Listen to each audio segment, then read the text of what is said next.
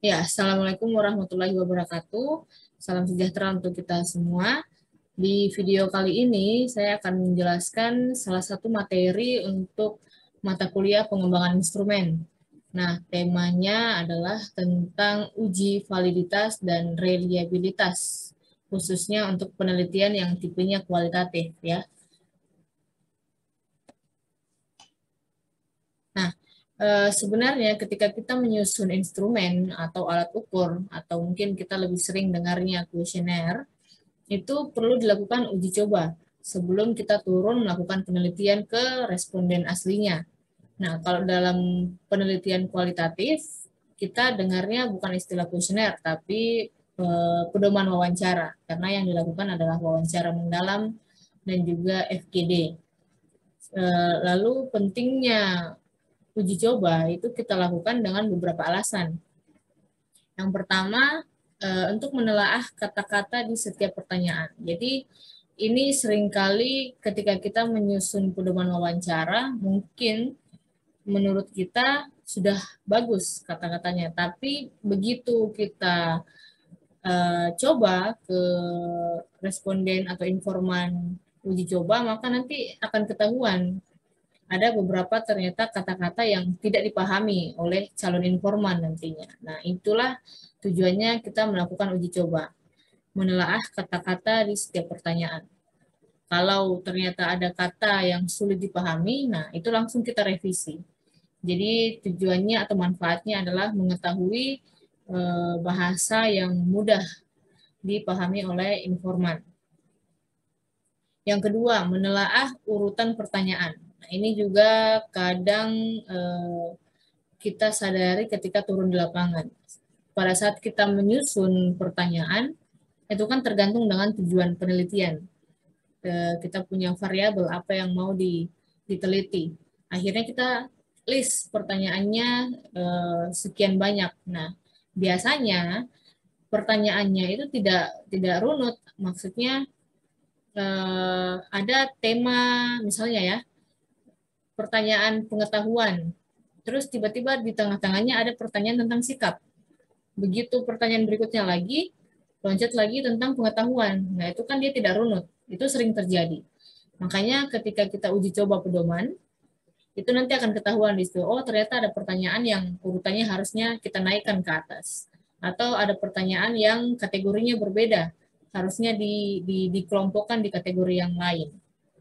Jadi itu akan ketahuan kalau sudah dipraktekkan, diuji coba dulu. Menelaah urutan pertanyaan. Itu yang kedua ya. Nah, yang ketiga, menambah atau mengurangi pertanyaan. Bisa jadi saat disusun kita merasa sudah cukup, sudah lengkap ini, sudah bisa mengetahui kita punya variabel, sudah bisa menjawab kita punya tujuan, tapi begitu diuji coba, nah nanti akan dirasa bahwa oh pertanyaan ini kurang lengkap. Perlu juga kita tanyakan hal yang lain. Contoh, ketika kita bertanya tentang pernah atau tidak mendengar informasi tentang kesehatan. Mungkin cukup jawabannya ya atau tidak. Tapi begitu kita turun lapangan, itu dirasa bahwa ketika dia menjawab iya, maka harus ditahu juga dapatnya sumber informasinya dari mana. Nah, itu kan berarti ada pertanyaan tambahan. Nah, di situ yang akan kita ketahui kalau kita melakukan uji coba pedoman. Bisa jadi ada pertanyaan yang perlu ditambah, atau mungkin ada pertanyaan yang berulang. Ini juga biasanya kekeliruan, atau bukan kekeliruan, kesalahan ketika menyusun pertanyaan. Di list sebanyak mungkin, begitu diuji coba, ternyata pertanyaan yang nomor 4 ini sama dengan pertanyaan yang sebelumnya. Hanya dia punya kalimat yang berbeda. Nah, artinya ada pertanyaan yang harus dikurangi. Karena kita ingat lagi bahwa kalau dalam penelitian kualitatif, itu kan sistemnya FGD sama wawancara mendalam. Wawancara mendalam artinya waktunya akan lebih lama dibandingkan pengisian kuesioner biasa. Makanya sebisa mungkin pertanyaan disusun dengan efisien. Jangan sampai ada pertanyaan yang berulang-ulang. Ketika pertanyaannya tiba-tiba berulang, itu informan juga akan sadar loh ini sudah ditanyakan tadi. Nanti akan terkesan bahwa si peneliti tidak begitu paham atau tidak begitu melihat dengan baik poin-poin pertanyaan. Itu akan mengurangi kepercayaan dari informan. Maka poin nomor 3 ini juga menjadi manfaat penting atau tujuan penting kenapa kita perlu melakukan uji coba.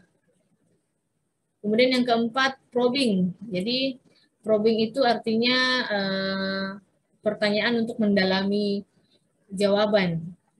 Probe ya, kata awalnya probing itu artinya ya istilahnya seperti kita semakin kepo sama informan. Jadi ketika kita uji coba, bisa jadi yang saya nyambung ke yang tadi ya, seperti menambah pertanyaan. Satu pertanyaan ternyata jawabannya tidak begitu mendalam, maka perlu ada probing. Nah, itulah yang kita akan tentukan kalau sudah melakukan uji coba.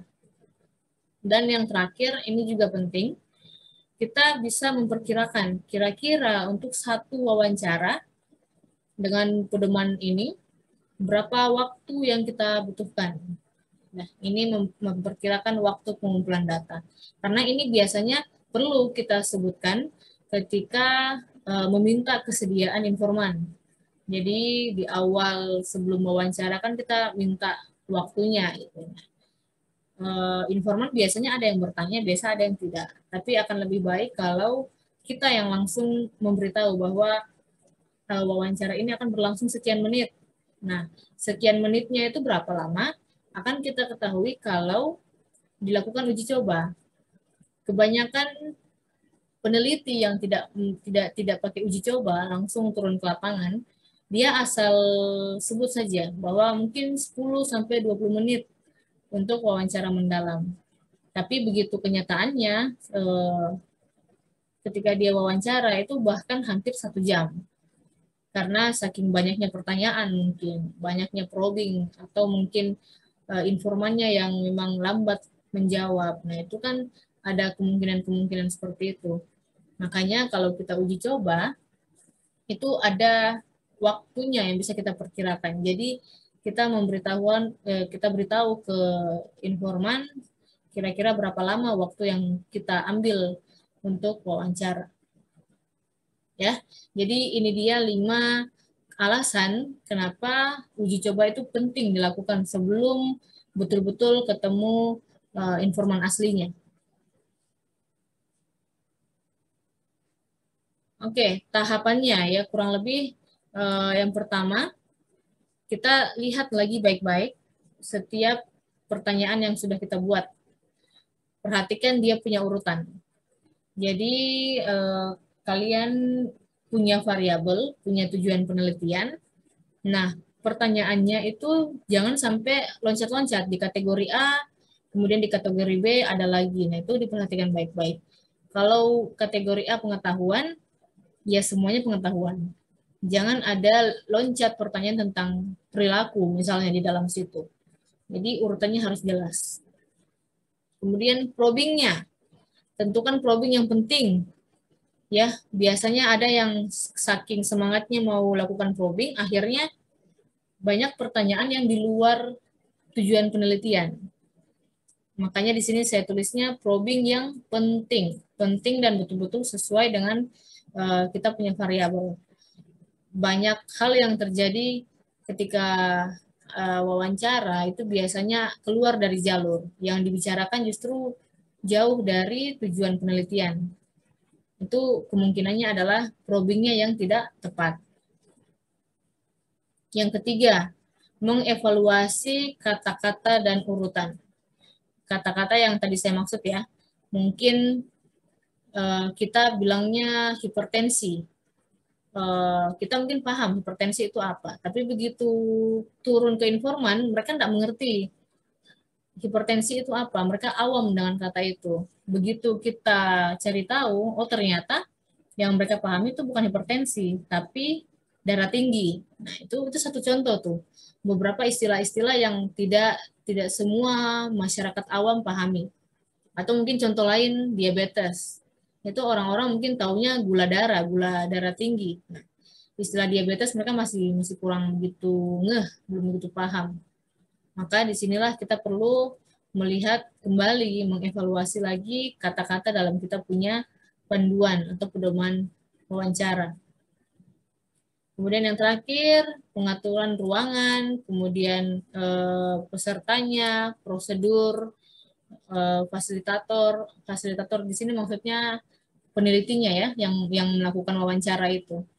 Jadi ruangannya seperti apa, kemudian suasananya itu juga perlu kita atur.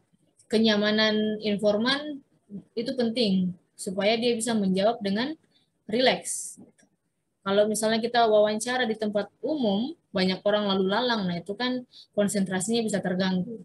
Jadi perlu diatur ruangan yang nyaman, yang tenang, sehingga dia juga merasa terjamin jawabannya. Jadi dirahasiakan dia punya jawaban seperti itu. Oke. Nah, ini itu tadi alasan kenapa perlu uji coba. Nah, selanjutnya saya akan coba jelaskan bahwa uji coba itu ada dua macam, validitasnya sama reliabilitas. Jadi kalau valid, cukup kalian ingat saja, itu yang dimaksud adalah akurasi. Seberapa akurat jawaban yang diberikan oleh kita punya informan. Kalau reliabilitas artinya adalah konsisten. Jadi kita punya pedoman wawancara, dia konsistenkah untuk mengukur ke informan lain atau tidak. Jadi karena ini kan pedomannya kan digunakan untuk wawancara ke beberapa orang. Makanya diuji dia punya konsistensi. Sama atau tidak digunakan kepada orang-orang yang berbeda. Dengan satu alat ukur atau satu instrumen yang sama. Itu yang dimaksud dengan reliabilitas. Saya bahas yang validitas dulu ya.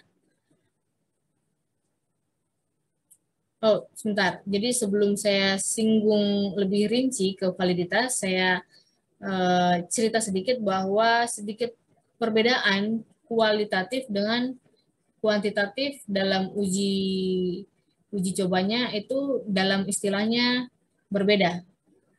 Kalau di kuantitatif memang kita sering mendengar validitas sama reliabilitas. Tapi kalau di kualitatif biasanya ada beberapa peneliti yang menggunakan istilah kredibilitas. Artinya kepercayaan ya, kredibel. Jadi kata validitas biasanya mereka sebutnya kredibilitas. Bagaimana supaya kita punya instrumen itu bisa kredibel atau kita punya hasil nanti itu dia punya pembahasan betul-betul akurat. Nah, yang bisa kita lakukan adalah dua poin ini. Si peneliti kalau bisa ya, kalau bisa dia harus tinggal bersama dengan informan. Nah, ini sebenarnya hasilnya akan sangat bagus karena kualitatif itu kan melihat fenomena ya. Kita berusaha mendalami suatu kejadian.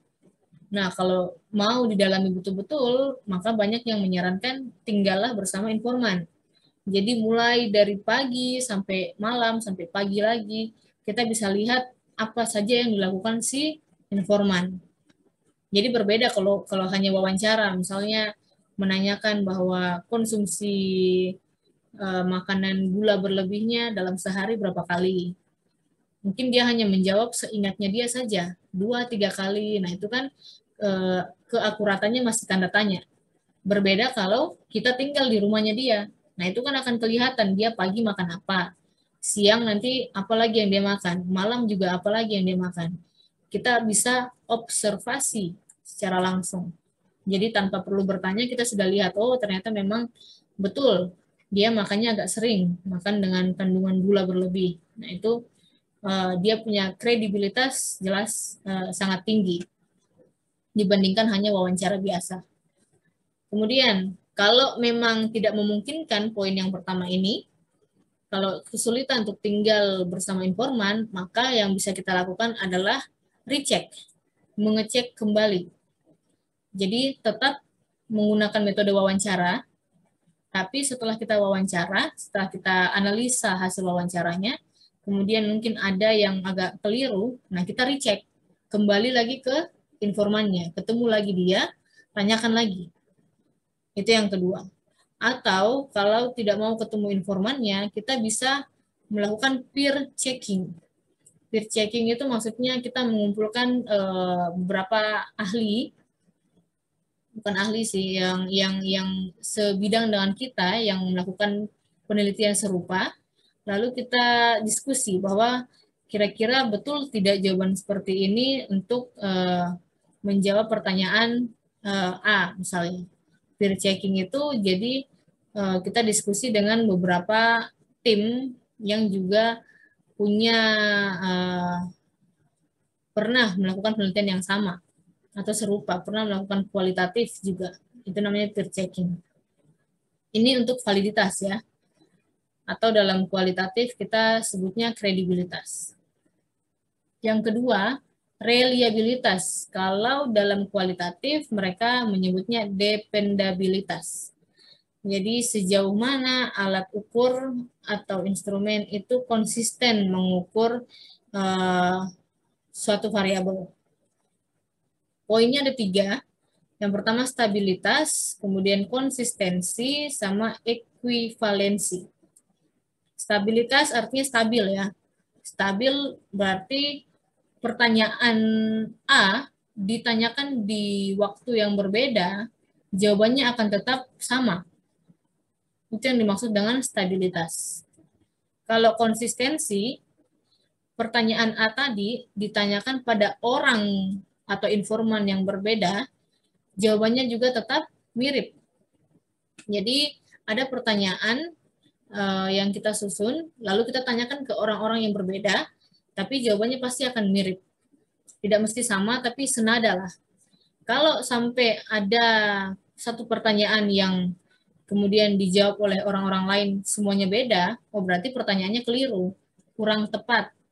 Kenapa? Karena begitu kita tanya sama si A, dia jawabnya lain. Sama si B, jawabannya berbeda. Artinya mereka pemahaman atas pertanyaan itu beda. Artinya dia tidak konsisten. Maka itu perlu kita evaluasi pertanyaannya. Lalu yang terakhir adalah ekuivalensi. Ini perlu juga kita sediakan pertanyaan alternatif. Ya, maksudnya pertanyaannya sama, tapi mungkin dengan kalimat yang sedikit berbeda. Ini dilakukan kalau penelitinya lebih dari 1 orang. Jadi biasanya kan ada yang pewawancaranya 2-3 orang. Nah itu bisa jadi pemahaman penelitinya beda. Makanya perlu dilakukan atau disediakan pertanyaan alternatif.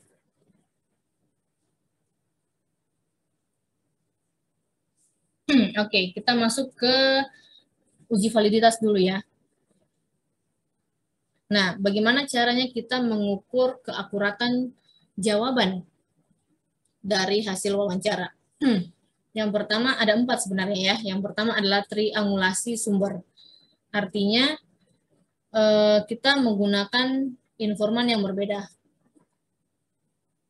Ada informan kunci, ada informan biasa. Kalau informan kunci, itu informan yang istilahnya mengetahui kita punya variabel dengan sangat baik. Kalau informan utama, itu adalah orang-orang yang bersinggungan atau yang melakukan perilaku yang mau kita teliti. Contoh, kalau kita mau melihat pola makan lansia di panti jompo. Nah, yang jadi informan utamanya adalah si lansianya.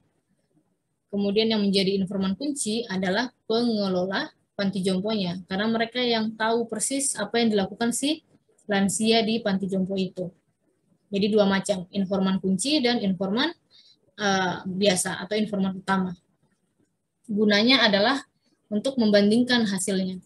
Karena biasanya apa yang dijawab si lansia ya, saya ambil contoh yang tadi, lansianya jawab berbeda, ternyata begitu di-recheck lagi ke pengelolanya, ternyata tidak seperti itu. Nah, itu kan yang bisa kita cek validitas datanya betul atau tidak.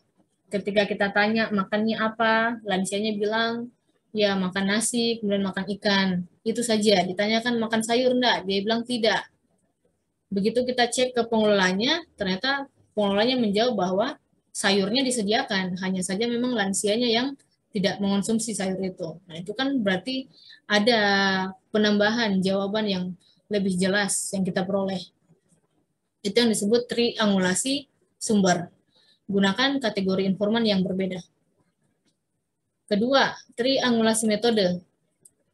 Jadi kalau di kualitatif kan metodenya ada wawancara mendalam, ada FGD, ada observasi.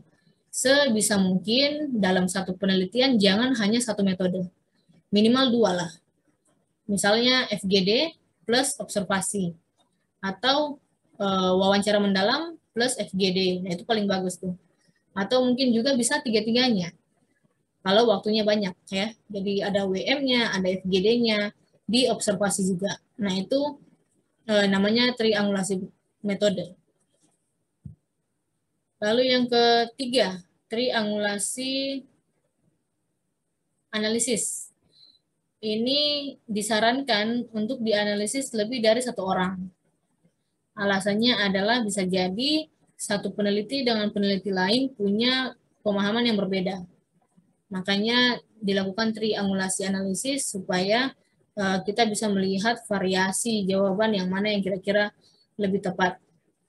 Lalu yang terakhir adalah triangulasi data. Ini yang tadi, recheck, umpan balik dari informan. Kalau misalnya kita wawancara mendalam ke 5 orang. 3 orang pertama jawabannya agak-agak mirip. Tapi 2 orang yang lainnya itu agak-agak berbeda dan lumayan jauh berbeda. Nah, maka kita perlu turun lagi ke 2 orang ini. Atau mungkin ke 3 orang yang pertama, ya terserah mau pilih yang mana, yang jawabannya yang berbeda. Kita lakukan pertemuan lagi, kita minta feedbacknya. Apakah jawabannya memang waktu itu keliru atau bagaimana?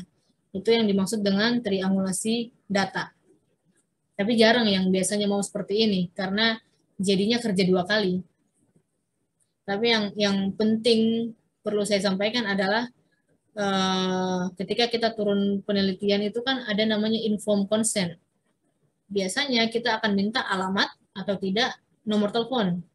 Nah, informan biasanya akan bertanya untuk apa ini nomor telepon, untuk apa ini alamat. Nah, nanti kalian tinggal menjelaskan alasannya dengan baik bahwa kalau misalnya ketika nantinya kita ada data yang kurang atau ada yang perlu ditanyakan lagi, nah itulah gunanya nomor telepon. Ya bisa dibayangkan kalau kalian sudah turun lapangan, sudah ketemu, terus tiba-tiba ada jawaban yang kurang, mau ketemu lagi, terus tidak ada alamat, tidak ada nomor telepon, nah itu kan sulit untuk mencari informan tersebut. Jadi ketika inform consent mau ditandatangani, peneliti harus bisa meyakinkan kita punya informan, harus bisa menjelaskan dengan baik. Oke, itu tadi tentang uji validitas ya. Jadi ingat saja 4, triangulasi sumber, triangulasi data, triangulasi analisis, dan triangulasi metode. Itu yang validitas. Sementara kalau reliabilitas di penelitian kualitatif itu dilakukan dengan cara melihat kembali hasil rekaman atau melihat kembali video. Kalau pakai video ya, ini biasanya juga ada di inform consent. Mohon izin bahwa dalam sesi wawancara akan direkam. Gunanya rekaman ini adalah untuk analisis, sementara hasil analisis tetap dirahasiakan. Nah, itu harus dijelaskan dengan baik ke informan. Karena video dan rekaman itu sangat membantu kalau ada yang mau kita cek kembali gitu. Tidak mungkin dalam satu wawancara mendalam selama 30 sampai 1 jam kalian mau catat semua jawabannya. Itu kan sangat mustahil. Maka itulah biasanya kita pakai HP atau pakai recorder untuk merekam sesi tanya jawab. Tentu harus izin terlebih dahulu ke kita punya informan. Nanti rekaman ini dibuat transkrip, dibuat dalam bentuk kata-kata, diketik satu persatu apa yang diucapkan selama wawancara tersebut.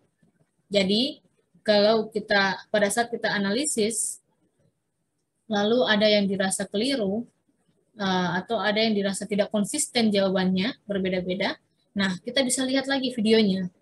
Apakah mungkin pada saat menjawab si informan ini agak gelisah, atau mungkin informan ini tidak fokus. Nah, itu kan kelihatan tuh di videonya. Kalau pakai video. Kalau misalnya tidak pakai video, hanya pakai rekaman, nah itu juga kita bisa dengar baik-baik. Akan berbeda nada suaranya orang yang menjawab dengan tegas atau orang yang menjawab dengan ragu-ragu. Biasanya terlalu lama dia jawab, ada nah itu kan loading dia.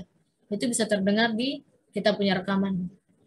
Itulah yang kita lakukan kalau mau melihat reliabilitas data di penelitian kualitatif.